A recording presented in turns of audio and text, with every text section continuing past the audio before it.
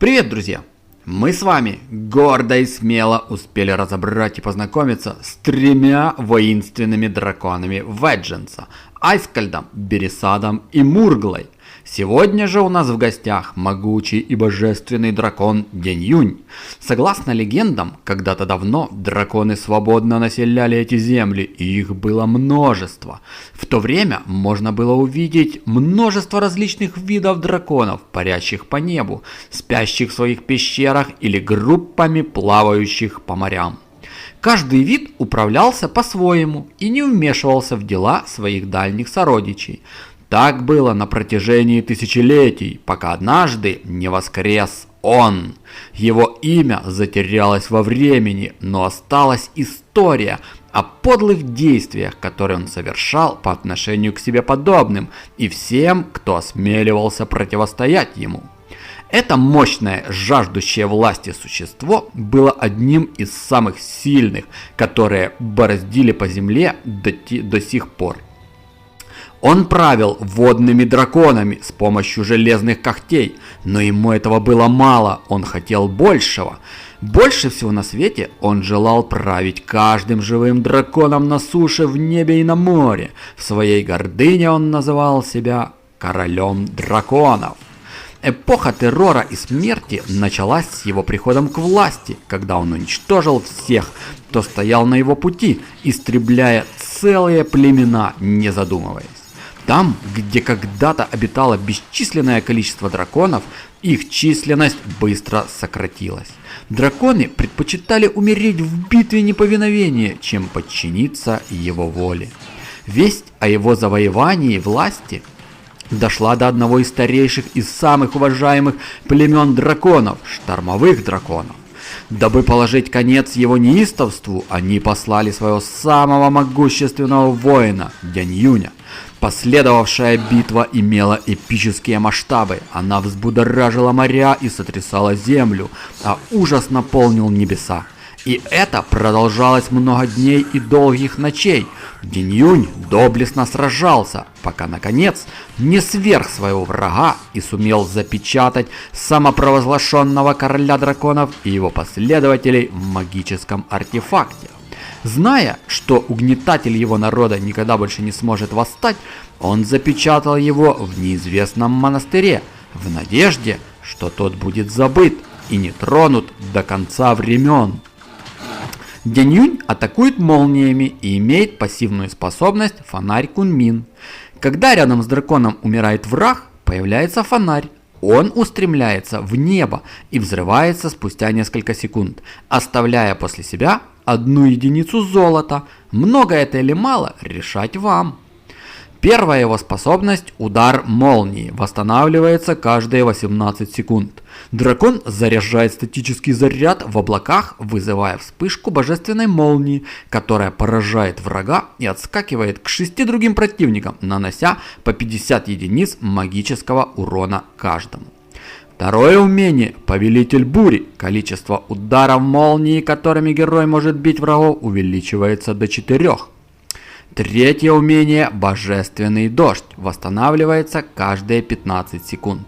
Герой вызывает дождь, который исцеляет группу союзников по 12 очков здоровья каждые 0,5 секунды, что дает в общей сложности 120 здоровья за все 5 секунд времени.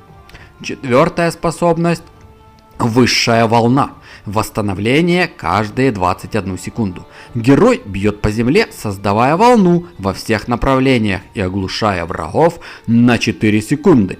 При этом область удара огромная. Для активации требуется в среднем 3 цели в радиусе поражения. Пятая способность – Электрический сын. Восстановление каждые 40 секунд. Призывает молниеносного змея, который выстреливает до 15 зарядов божественной силы, каждый из которых наносит 150 единиц магического урона. Одновременно на поле боя может быть до 10 змеев. А вот какие фразы говорит День-Юнь при контакте с врагом. I am the law. Look at the sky. Meaningless pain. No gods, just me.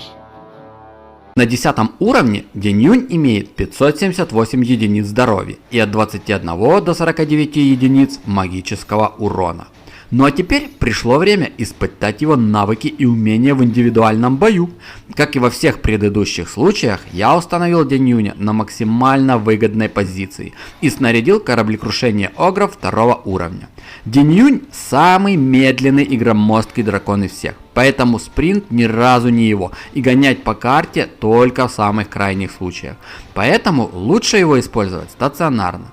И возможно именно поэтому Повелителю Грозы сделали способность Электрический Сын.